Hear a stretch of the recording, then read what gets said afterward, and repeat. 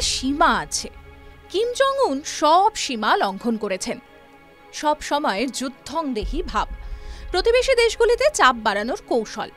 এবার নিজের দেশেও এমন আইন তৈরি করেছেন যে উত্তর কোরিয়ার বাসিন্দারা দেশ ছাড়তে পারলে বেঁচে যান।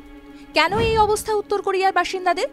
কিম জু ইল নামে এক ব্যক্তি কিমের অত্যাচারে দেশ থেকে পালিয়ে এখন ব্রিটেনে আস্তানা গেড়েছেন। তিনি যা শোনাচ্ছেন তাতে তো শিউরে ওঠার মতো অবস্থা। দেশে শুধু কর দিলে হবে না, প্রত্যেক দেশবাসীকে দিতে হবে মল। প্রাকৃতিক সার তৈরির জন্য কোটা চালু, সেই কোটা অনুযায়ী দিতে হবে মল।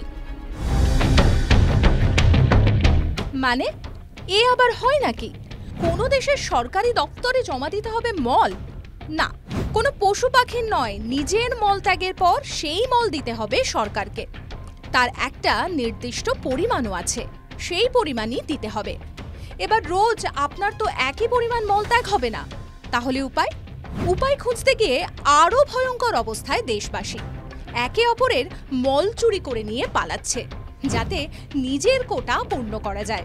উত্তর কোরিয়া থেকে পালিয়ে ব্রিটেনে পৌঁছে ডেইলি স্টারকে এক সাক্ষাৎকার দিয়েছেন কিম জু ইল। তিনি জানিয়েছেন, উত্তর কোরিয়ার বাসিন্দারা প্রতি বছর সার সংগ্রহ করে, গবাদি পশুর এবং মানুষের মল সংগ্রহ করে সরকারকে দেয়। এভাবে চাষের জন্য প্রাকৃতিক সার তৈরি হয়। উত্তর কোরিয়ার অর্থনীতি দুর্বল, সারের ঘাটতিও রয়েছে, তাই সরকার এই বিষয়ে কোটা বেঁধে দিয়েছে। যারা তাদের ব্যক্তিগত কোটা পূরণ করতে ব্যর্থ হয় তাদের কঠোর তদন্ত ও শাস্তির সম্মুখীন হতে হয়। তিনি আরও জানান, মূলত গবাদি পশুর মল দেওয়ার কথা থাকলেও কোটা পূরণের জন্য নাগরিকরা প্রায়শই নিজেদের মলই জমা করতে বাধ্য হন, না হলে যে তাদের সেই দেশের কুখ্যাত কারাগারে নৃশংস অত্যাচার সহ্য করতে হবে। আর কোটা পূরণের টার্গেট এমন বেড়েছে যে এখন মল চুরি হচ্ছে আকচার। সম্প্রতি এই মলের কোটা পূরণের চাপ এতটাই বেড়েছে যে উত্তর কোরিয়ার নাগরিকরা একে অপরের মল চুরি পর্যন্ত করছেন। তবে ঠিক কত মল দিতে বলা হচ্ছে তা স্পষ্ট নয়।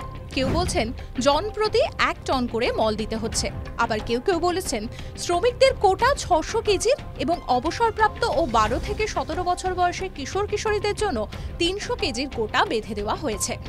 সেখানকার রায়ংগং প্রদেশের এক সরকারি সূত্র জানিয়েছে, মল না পেলে কি শাস্তি? চাহিদা পূরণে ব্যর্থ হলে নাগরিকদের শাস্তি হিসাবে শ্রম প্রশিক্ষণ শিবিরে পাঠানো হয়।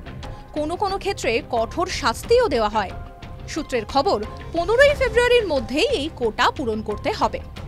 মলের যে এত দাম হতে পারে আর তা যে চুরি হতে পারে, এ বোধহয় গোটা বিশ্বে হতে পারে না, কিমের দেশেই একমাত্র হয়। কিম ঠাকুরের আপন দেশ বলে কথা, কিন্তু কোথায় চলেছি আমরা? TV9 Bangla digital.